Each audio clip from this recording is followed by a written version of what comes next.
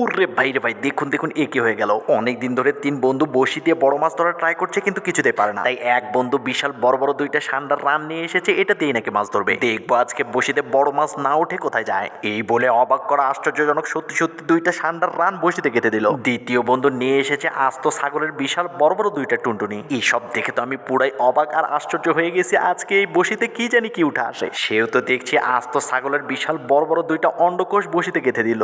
ওরে ভাই রে ভাই, এসব কি দেখছি। তিন নাম্বার বন্ধু নিয়ে এসেছে আস্ত পচা দুইটা ডিম। এই বন্ধু চিন্তা করেছে পচা ডিমের গন্ধে মাছ শুধু খলবল করে বসির কাছে আসবে। ডিম দুইটা বসিতে সুন্দরভাবে গেঁথে নেওয়া হলো। এবার দেখা যাক তিন বন্ধু মিলে কি করে। প্রথম জন সান্ডার দুইটা রান পুকুরে ফেলে দিয়ে বসি নিয়ে বসে গেল। বাপরে বাপ, বসি পানিতে ফেলতেই কি যেন টোকা দিল। প্রথম জনের দেখা দেখি দ্বিতীয় জন ছাগলের টুনটুনি পুকুরে ফেলে দিয়ে বসি নিয়ে বসে পড়লো। টুনটুনি ফেলার সাথে সাথে মাছ তো ভলকানি শুরু করে দিয়েছে, মনে হচ্ছে ধরবে। কড়া প্রস্তুতি নিয়ে তাক ধরে তাকিয়ে রয়েছে, একবার টিপানি দিতেই টান দেবে। তিন নাম্বার বন্ধু পচা ডিম ফেলে দেওয়ার প্রস্তুতি নিয়েছে। পট করে বসি ফেলে টার্গেট করে দাঁড়িয়ে রয়েছে, মনে হচ্ছে একবারে মাছ ধরে ফেলবে। বন্ধুরা আমি তো ভীষণ এক্সাইটেড, দেখবো কার বসি থেকে কি মাছ ধরা পড়ে। আরে আরে, পচা ডিম ফেলতেই বসি টেনে নিয়ে গেছে, বিশাল বড় কি যেন আটকে গেছে। ও মাই গড, মনে তো হচ্ছে এটা বিশাল বড় মাছ। তবে তার আগে আল্লাহকে সুন্দর ছবি এবং কাবা করে লাইক করে দাও। আর তোমাকে ছোট থেকে যে মা বড় করেছে তার জন্য কমেন্টে লাভ পাঠিয়ে দাও। লাভ না পাঠালে বুঝে নেবো তুমি বাবাকে ভালোবাসো না। আরে আরে বন্ধুরা দেখো, পচা ডিম দিয়ে বিশাল বড় একটা রুই মাছ ধরেছি।